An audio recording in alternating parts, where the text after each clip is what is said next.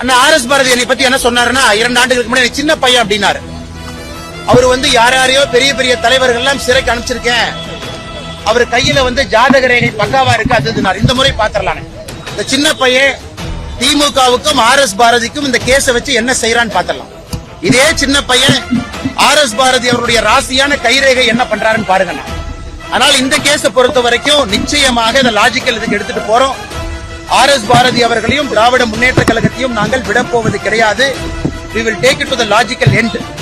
ஏன்னா இது பண்ணாதனாலதான் யாரும் எல்லாம் ஒதுங்கி போறதுனாலதான் BA படிச்சவங்க நாயி, யாராச்சும் நீதிபதியா இருந்தா நாங்க போட்ட பிச்சை, லாயரா இருந்தா நாங்க போட்ட பிச்சை, யாருமே அவர் எதுவும் செய்யாதனால பயத்தினால ஒதுங்கி போறனால அந்த பேச்சு ஆணவத்தை தாண்டி கர்வத்தை தாண்டி அட்டூழியத்தை நோக்கி போய் கொண்டிருக்கிறது.